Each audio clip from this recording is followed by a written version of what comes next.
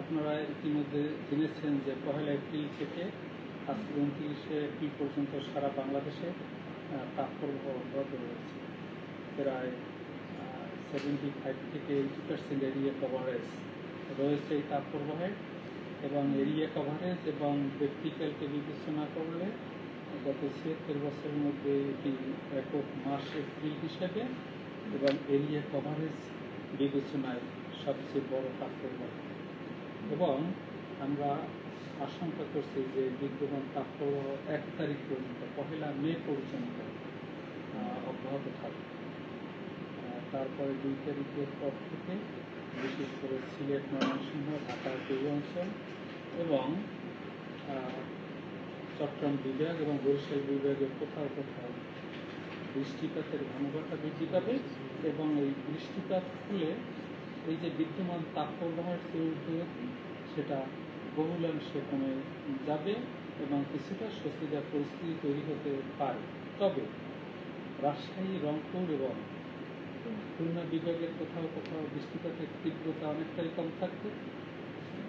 বৃষ্টিপাত এবং মেঘমালা তৈরির প্রবণতাও কিছুটা কম থাকবে। সেই কারণে এইসব অঞ্চলে অর্থাৎ পশ্চিম অঞ্চলের কোথাও না কোথাও তাপমাত্রা একটু ঊর্ধ্বগতি থাকবে, এমনকি মৃদু থেকে মাঝারি ধরনের তাপপ্রবাহ অব্যাহত থাকতে পারে।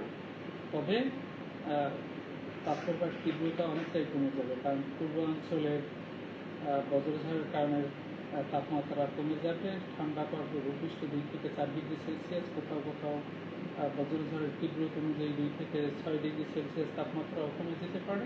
এর ফলে এই ঠান্ডা বাতাসের সাথে উষ্ণ বাতাসের সংমিশ্রণে ওভারঅল বাংলাদেশের তাপমাত্রা একটু কমে যেতে পারে। আগামী 2-1 দিন তার মানে তাপপ্রবাহ অব্যাহত থাকবে। হ্যাঁ, 1 মে পর্যন্ত এই যে বিদ্যমান তাপপ্রবাহ তা অব্যাহত থাকবে। আচ্ছা, 3টি দফায় আপনার 9 দিনের হিট অ্যালার্টের ঘোষণা দিয়েছেন। এই হিট অ্যালার্টের দিনটা কি আরো বাড়বে কিনা? দেখুন, আমরা 3 দফা নয়, আমরা 10 তারিখে প্রথম হিট অ্যালার্ট দিয়েছিলেন, 14 তারিখে দিয়েছি, 16 তারিখে দিয়েছি, 19 তারিখে দিয়েছি, 21 তারিখে, 25 তারিখে এবং গতকালকে আমরা ওই 7ম দফা আমরা হিট অ্যালার্ট মেসেজ দিয়েছি। কারণ আমরা মনে করি যে এই যে বিদ্যমান তাপপ্রবাহ আরও যদি কমপক্ষে 72 ঘন্টা বিস্তার থাকে এবং পার্শ্ববর্তী এলাকায় ছড়িয়ে যাওয়ার সম্ভাবনা থাকে, সেক্ষেত্রে আমরা কিন্তু এই হিট অ্যালার্টের মাধ্যমে আমরা সকলকে অবহিত করি। আচ্ছা, এখন আমি জানতে চাচ্ছি, আমরা দেখতে পাচ্ছি যে খুলনা, রাজশাহী, ঢাকা, রংপুরের বিভিন্ন জায়গায় আসলে তাপপ্রবাহটা আসলে মৃদু থেকে মাঝারি থেকে তীব্র। কিন্তু আবার চট্টগ্রাম, সিলেট এই অঞ্চলগুলোতে তাপপ্রবাহ নেই, বেশ কিছু অঞ্চলে তাপপ্রবাহ নেই। এক অঞ্চলে মানে একরকম তাপপ্রবাহের কারণ কি?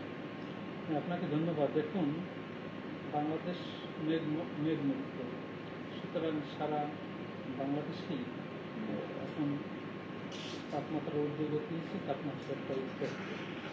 তাপমাত্রা পরিবর্তনের ক্ষেত্রে ল্যাটিটিউডের পরিবর্তন একটু গুরুত্বপূর্ণ। অর্থাৎ আমরা যদি কম অক্ষাংশ থেকে বেশি অক্ষাংশের দিকে যাই, সেক্ষেত্রে তাপমাত্রা ক্রমান্বয়ে একটু কমতে থাকে। কিন্তু আমাদের চুয়াডাঙ্গা, ঢাকা, খুলনা, বরিশাল এইসব অঞ্চলের ল্যাটিটিউডের পার্থক্য খুবই কম।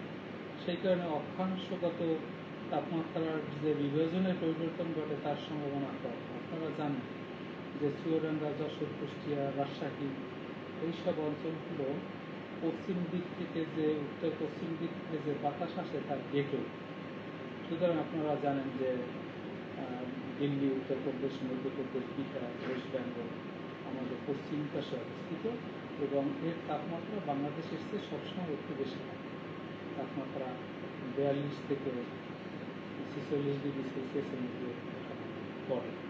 সুতরাং এই পরিস্থিতিতে উত্তর পশ্চিম দিক থেকে যে উষ্ণ বায়ু বা লু হাওয়া এই গেটওয়ে অর্থাৎ চুয়াডাঙ্গা, যশোর, কুষ্টিয়া, রাজশাহী, সাতক্ষীরা এইসব অঞ্চল দিয়ে বাংলাদেশের অভ্যন্তরে প্রবেশ করে। বাংলাদেশের বাতাস এমনি উত্তপ্ত আছে, পাশাপাশি লু হাওয়ার সাথে সংমিশ্রণ হয়ে এই পশ্চিম অঞ্চলটা একটু উষ্ণ করে তোলে আরও। এই কারণে আমাদের দেশের পশ্চিম অঞ্চল কিছুটা উষ্ণ। তাছাড়া হিট লো তৈরি হয় কুটিলায়। এই হিট লোয়ের অধিকাংশ আমাদের পশ্চিম অঞ্চল জুড়েই বিস্তার লাভ করে। ফলে এই লোকাল ফেনোমেনা এবং গ্লোবাল টেলিকানেকশন, এলিনো, অন্যান্য ক্লাইমেট ফ্যাক্টরের সাথে সংমিশ্রিত হয়ে আমাদের পশ্চিম অঞ্চলটা ক্রমশ উত্তপ্ত হয়ে যাচ্ছে। আমরা দেখতে পাই যে প্রতি বছর বৈশাখ মানে কালবৈশাখী ঝড় আসে এবং যতই আসলে এপ্রিল মাস উষ্ণতম মাস হোক না কেন, বৈশাখ মাসে বজ্রসহ ঝড় আসার কারণে আমরা আসলে ওইটা আসলে টের পাওয়া যায় না তাপমাত্রাটা। এবার আসলে ৭৬ বছরের রেকর্ড ভাঙলো কেন, বা বজ্র বৃষ্টির আসলে কোনো নাই কেন?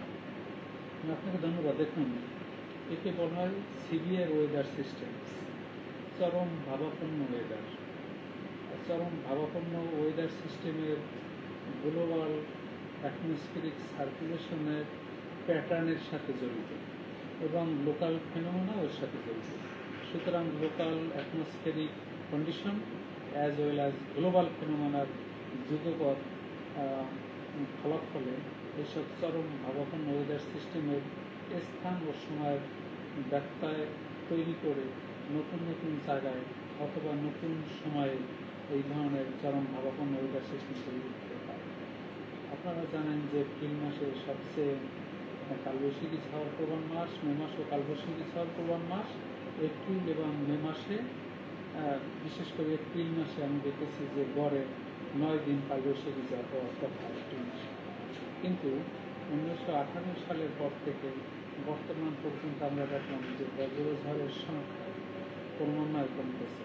কিন্তু 1981 সাল থেকে 2018 সাল পর্যন্ত বজ্রের সংখ্যা আবার বৃদ্ধি পেয়েছে। এর একমাত্র কারণ ছিল global warming and local phenomena. Global ওয়ার্মিংয়ের কারণে আমাদের সমুদ্র স্রোত এবং অ্যাটমসফিয়ারিক প্যাটার্ন, সারফেস লেভেল এবং আপার লেভেলে তার বৈশিষ্ট্যের পরিবর্তন এসেছে এবং এই সব পরিবর্তনের ফলে চরম ভাবাপন্ন ওয়েদার সিস্টেমের কবে তৈরি হবে, কোথায় তৈরি হবে তারও ব্যাখ্যা ঘটেছে। অর্থাৎ সারা বিশ্বব্যাপী একটা আনইউজুয়াল ক্যারেক্টার পরিলক্ষিত হচ্ছে। এবারে বজ্রসহ বৃষ্টিপাতের আসলে খবর কি, মানে সামনের দিকে কি আর সম্ভাবনা আছে? আপনাদের আগেই আমরা বলেছি যে মে মাসে আমাদের কালবৈশাখী ঝড় প্রবণ মাস। মে মাসেও কালবৈশাখী ঝড় হয়ে থাকে। হ্যাঁ, কালবৈশাখী ঝড় দু ধরনের হতে পারে।